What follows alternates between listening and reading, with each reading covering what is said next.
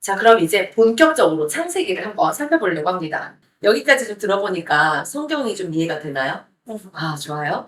성경은 몇 명이 있었다고요? 40여 맞아요. 40여 명의 기자가 썼죠. 그러면 몇 년간 쓰여졌어요? 1,500년. 맞아요. 1500년 정도, 한 1600년 정도라고 이야기를 합니다. 이 성경의 저자는 하나님. 하나님, 기자는 여러분. 여러 명 맞습니다. 아주 좋아요. 너무 잘했어요. 본격적으로 창세기에 대해서 살펴보도록 하겠습니다.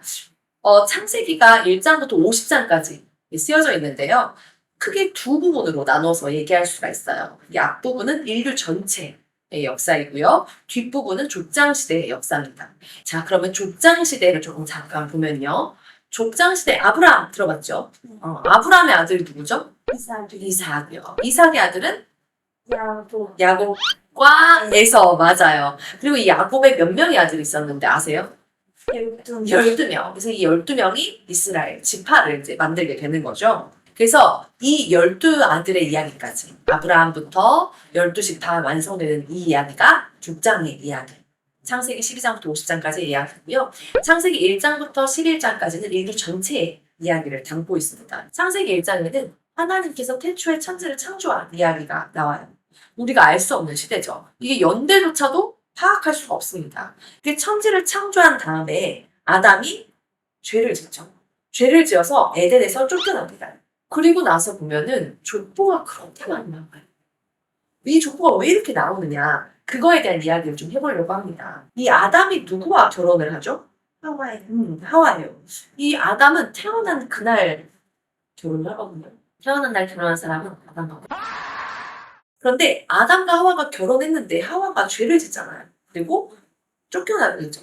그럼 쫓겨날 때 하나님께서 아담과 하와에게 무엇라고 말씀하시냐면은 여자의 후손에 대한 이야기를 해줘요. 혹시 들어봤어요? 이 여자의 후손이 오면 뱀의 머리를 상하게 할 거야. 그리고 뱀 너는 여자의 후손의 발꿈치를 상하게 할 거야. 그런데 이제 발꿈치 상하는 거, 뒤꿈치 상하는 건 별로 큰 문제가 아니잖아요. 머리 상하면 끝장나는 거죠. 아담은 아마도 여자의 후손을 기다렸던 것 같아요. 그래서 처음 낳은 아기 이름을 뭐라고 지는지 알아요? 아담의 첫 아들 이름? 가은. 가인, 맞아. 가인의 이름이 등남이라는 뜻이에요. 내가 아들을 얻었다. 그래서 이 등남이라고 이름을 지은 거에 대해서 저희가 학교 다닐 때 저희 교수님 그런 얘기를 했어요. 아마도 아담이 여자의 후손을 기다렸던 것 같다. 그러니까 애 이름을 등남이라고 짓지. 둘째 아들의 이름은 뭔지 알아요? 아벨. 이 아벨의 뜻은 허무하다는 뜻이거든요. 그러니까 이 아들을 낳았는데 얘가 너무 대책이 안 서는 거야. 야, 얘 뭐야 이거. 여자야 손 기다렸는데 얘 보니까는 완전히 막. 그래서 둘째를 낳고 진짜 허무하구나. 그래서 애 이름을 허무라고 지은 거예요. 둘이서 하나님께 제사를 지냈는데 하나님이 누구의 제사만 받았어요? 가인의 제사만 받았어요. 그래서 뭐라고? 이 두 사람이 제사를 하나님께서 했어요. 그런데 하나님이 가인의 제사와 아벨의 제사 중에 누구의 제사만 받았어요? 아벨의 제사만 받았어요. 그 가인이 너무 화가 나서 아벨을 죽이거든요. 그래서 이 아벨이 자기 이름처럼 허무하게 죽게 됩니다. 아벨의 이름을 나중에 이제 전도서에 가면 아벨과 비슷한 단어를 써요. 그래서 헤벨, 헤벨, 우헤벨, 헛되고 헛되며 헛되고 헛되는 모든 것이 헛되다. 이렇게 이야기가 나오는 거죠. 어쨌든 이 이름대로 헛되게 죽었습니다. 그러면 가인은 동생을 죽였으니까 메시아의 계보에서 탈락한 거죠. 그래서 창세기 4장에 가면은 일단 가인이 탈락을 해요. 족보를 쭉 적고 너는 끝이야. 그리고 5장에서 아담, 셋으로 이어지는 족보가 나옵니다. 쭉 내려가서 이제 창세기 6장에 가면 노아가 나옵니다.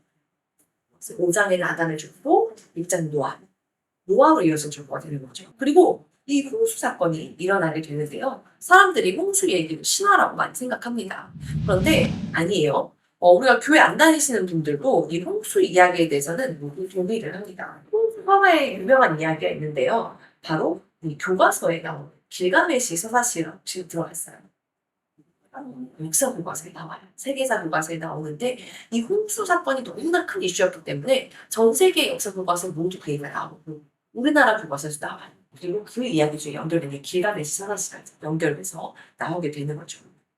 실질적으로 이제 외국의 교과서를 보면은 홍수 이야기를 그대로 싣고 있는 교과서들도 많이 있어요. 그러니까 이 홍수는 설화나 신화가 아니라 역사적 사실이다.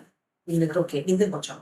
이 홍수 사건이 있고 나서 하나님이 노아와 언약을 맺습니다. 그 언약이 유명한 무지개의 언약이 되는 거죠. 이 무지개 언약이 뭐냐면 내가 다신 너희를 물로 심판하지 않을게 이렇게 약속하는 거예요. 왜냐면 이제 막 비가 내리면 사람들이 얼마나 놀래요. 또 죽는 거 아니야? 근데 아니야. 그렇지 않아. 라고 해서 이렇게 무지개를 보여주시는 거죠. 그러니까 이 지구의 종말은 물로는 절대 안 옵니다. 아마 불로 오지 않을까. 무지개 언약을 맺고 사람들이 막 번성을 하게 됩니다. 근데 번성을 하다가 이런 생각을 하는 거예요. 야, 우리도 우리 이름 한번 기깔나게 내볼까? 우리 이름을 좀 높여보자. 탑을 하나 쌓아보자. 그렇게 해서 쌓은 탑이 바벨탑. 교과서에 나오는 지구라트라고 하는데 이 지구라트라는 건축물이 아마도 바벨탑의 모형이 아니었을까 이렇게 학자들이 많이 이야기합니다. 이렇게 해서 앞에 인류 전체의 역사를 다루는 지나가는 거죠.